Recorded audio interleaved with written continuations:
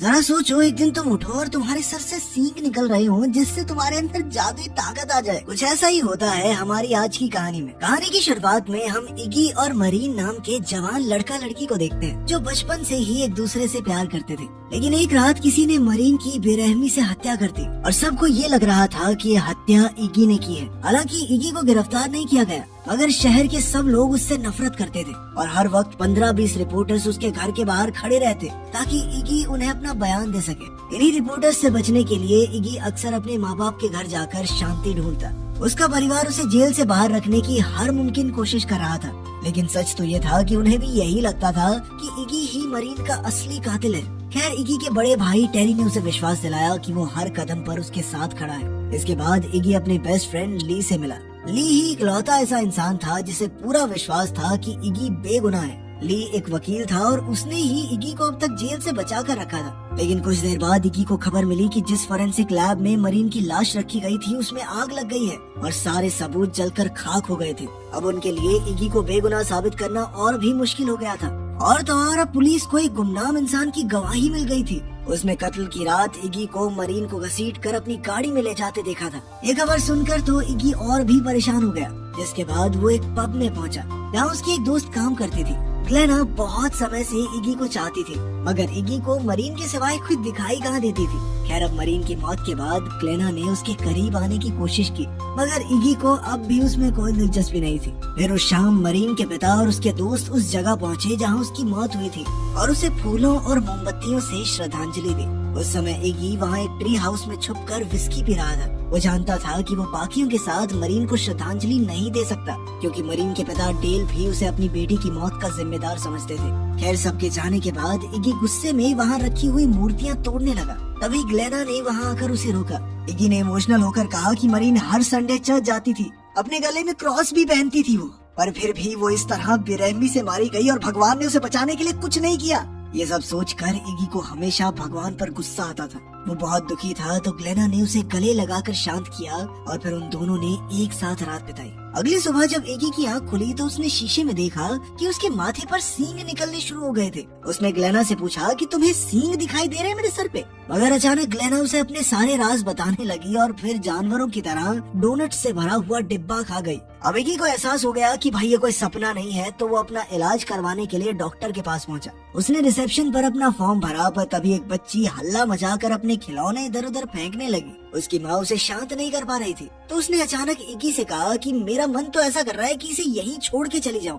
इगी को समझ नहीं आया कि अगर इसका मन कर भी रहा है तो मुझे क्यों बता रही है। वो घबरा कर रिसेप्शन पर आ गया, जहाँ रिसेप्शनिस्ट ने उस औरत को अपनी बेटी को बाहर ले जाने को कहा, क्योंकि उसके शोर की वजह से सब परेशान हो रहे थे। तभी वो बच्ची इगी के पास गई और कहने लगी कि वो अपनी माँ से नफरत करती है। खैर, कुछ देर बाद इगी डॉक्टर के कमरे में पहुंचा, जहां नर्स उसे बताने लग गई कि उसका बॉयफ्रेंड उसे धोखा दे रहा है। इगी को समझ नहीं आ रहा था कि उसके आसपास के लोग अपने सारे खुफिया राज उसको क्यों बता रहे हैं। खैर, फिर डॉक्टर आया और उसने कहा कि ये सीन तो भाई काटने पड़ेंगे। फिर ऑपरेशन से पहले इगी को बेहोश कर दिया गया। बेहोशी की हालत में इगी को वो दिन याद आया जब उसने मरीन को पहली बार चर्च में देखा था। उस दिन जाने से पहले इगी को मरीन जहाँ बैठी थी वहाँ उसका नेकलेस मिला, जो वो वहीं पर भूल गई थी। नेकलेस लौटाने के बहाने उन दोनों की बातचीत हो गई और वो अच्छे दोस्त बन गए। और फिर इगी मरीन को जंगल के बीचों बीच बना एक ट्री हाउस दिखाने लाया। उस दिन के बाद से ये जगह उन दोनों के लिए खास बन गई। जब इगी की आँख खुली तो उसने देखा कि ब्लेड उसके सर में फंसा पड़ा था और डॉक्टर और नर्स अपनी रंगरलियां बना रहे थे, जिनको देख के वो घबरा कर तुरंत वहाँ से निकल गया।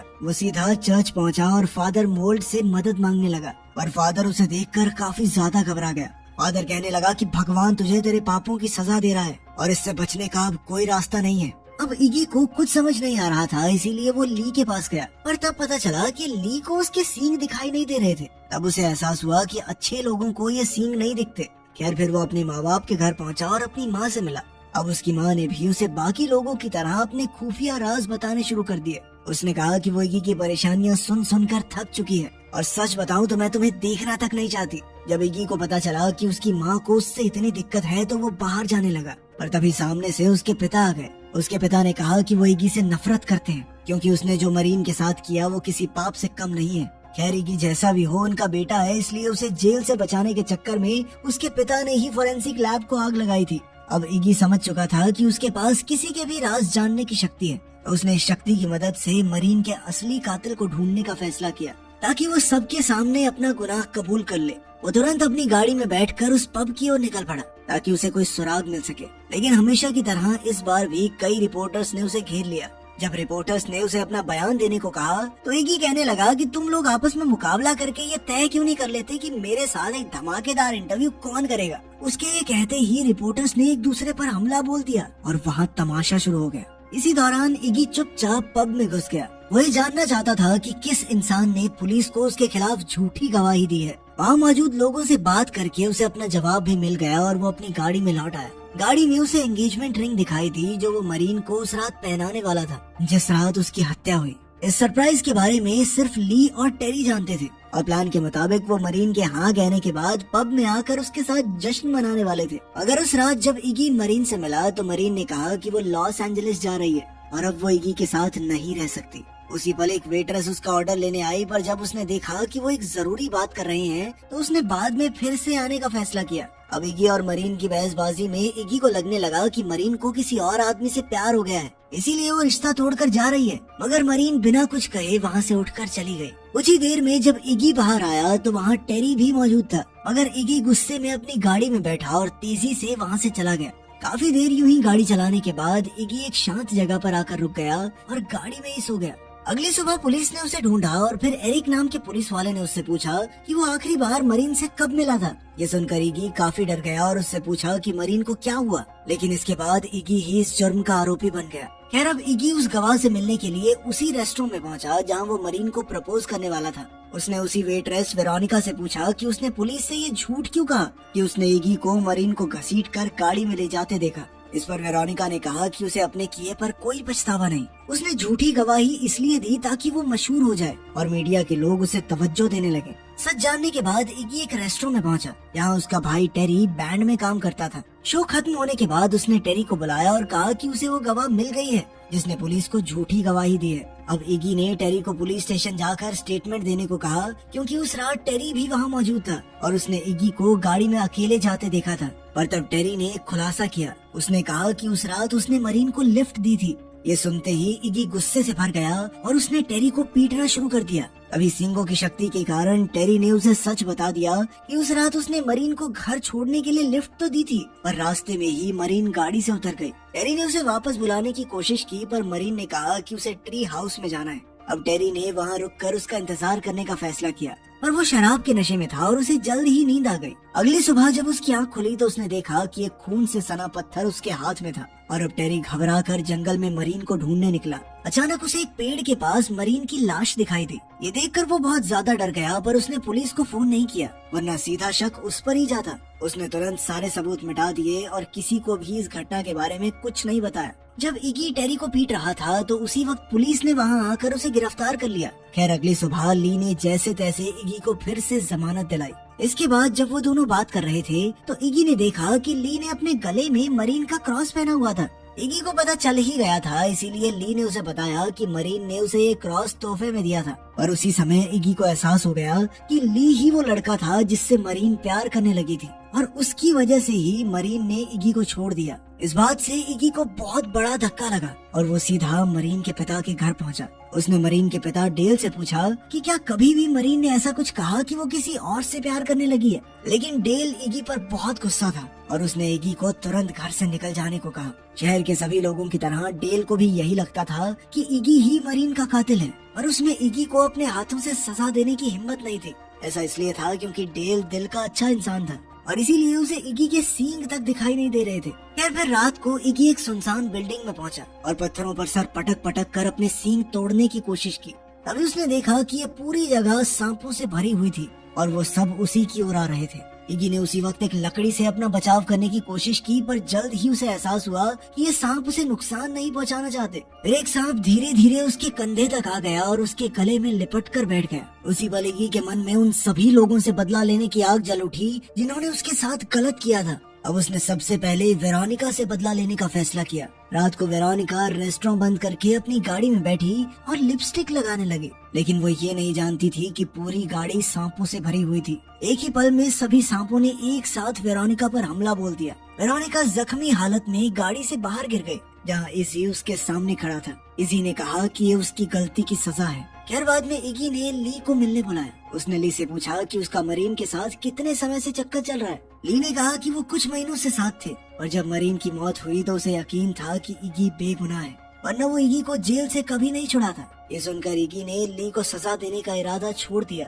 क्योंकि उसे लगा कि ली एक अच्छा इंसान है। मगर जाने से पहले उसने ली के गले से मरीन का नेकलेस निकाल लिया और उसी पल ली को इगी के सींग दिखाई देने लगे। तब जाकर इगी को एहसास हुआ कि मरीन का नेकलेस ही ली का सुरक्षा कवच बनकर उसकी रक्षा कर रहा था। अब ली के पास नेकलेस नहीं था तो इगी अपनी शक्तियों की मदद से उससे पूरा सच जान सकता था। इगी ने उसे कब्जे में लेकर जमीन पर गिरा दिया और फिर जबरदस्ती सब कुछ सच बताने को कहा।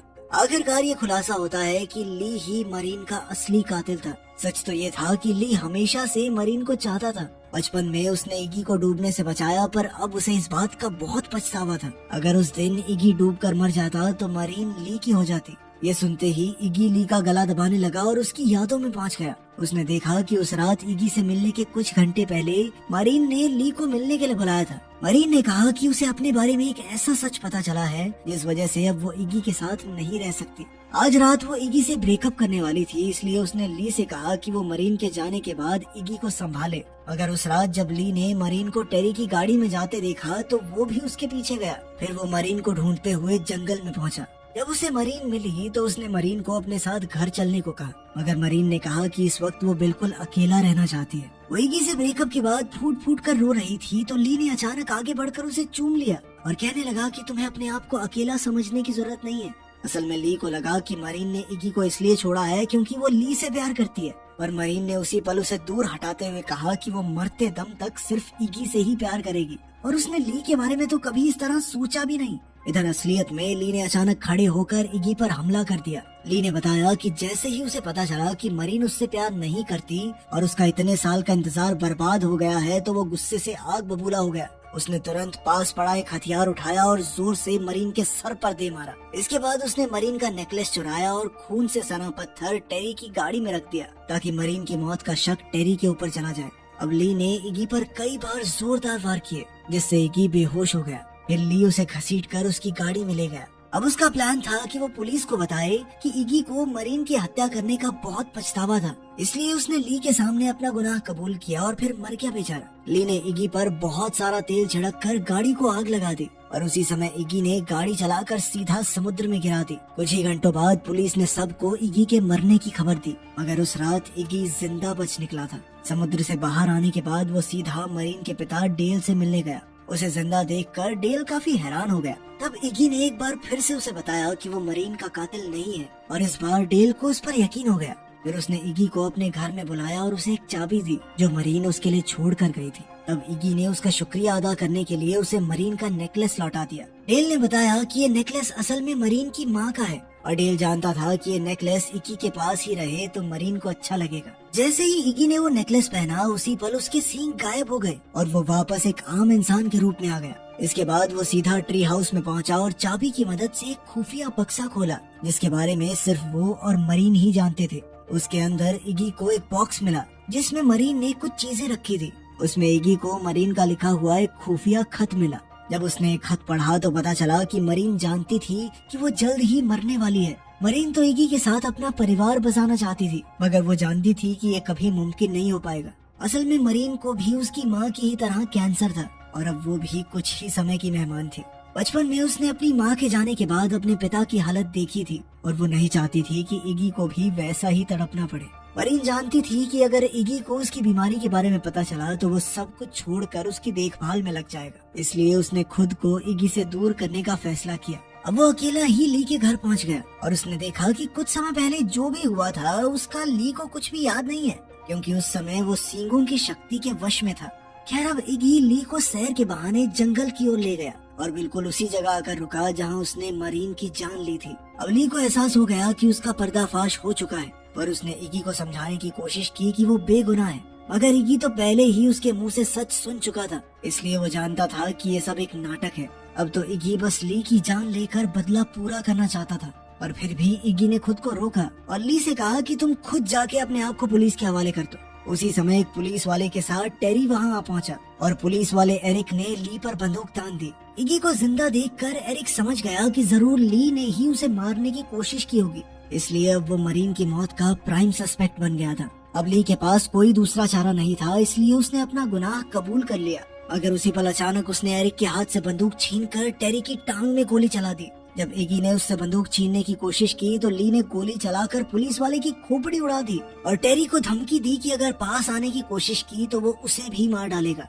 अपने भाई की जान को खतरे में देखकर इगी ने अपनी गर्दन से वो क्रॉस निकाला और उसकी पीठ में 2 पंख निकल आए। मगर जैसे ही वो उड़ने लगा उसके पंख आग पकड़ लेते हैं और उसका पूरा शरीर जलकर राख हो गया। उसी पल इगी पूरी तरह से एक डीमन में बदल गया और इधर ली ने उस पर तब तक गोलियां चलाई जब तक उसकी बंदूक खाली नहीं हो गई। कई बार गोली लगने के बावजूद भी इगी को कोई फर्क नहीं पड़ा, जिसके बाद ली अपने घुटनों पर बैठकर उससे माफी मांगने लगा। इतना सब होने के बाद भी इगी को अपने पुराने दोस्त पर दया आ रही थी, लेकिन एक बार फिर से वो ली को पहचानने में धोखा खा गया। ली ने मौका मिलते ही राइफल से उसके घुटने पर वार किया और एक तीखी चीज उसके पेट में घुसेड़ दी। इगी दर्द में था लेकिन भागता हुआ ली की तरफ गया और अपना सींग उसके पेट के आर पार कर दिया। फिर उसने ली को दूर फेंककर मारा और अपने सांपों को उसे खत्म करने का आदेश दिया। कई सारे सांपों ने मिलकर उस पर हमला कर दिया और एक तो उसके मुंह में ही घुस गया। अपने प्यार का बदला पूरा हो जाने के बाद इगी भी आखिर में मर गया। दरअसल धरती पर उसका काम पूरा हो चुका था और अब वो इस दुनिया से दूर हमेशा हमेशा के लिए मरीन के साथ ही रहेगा।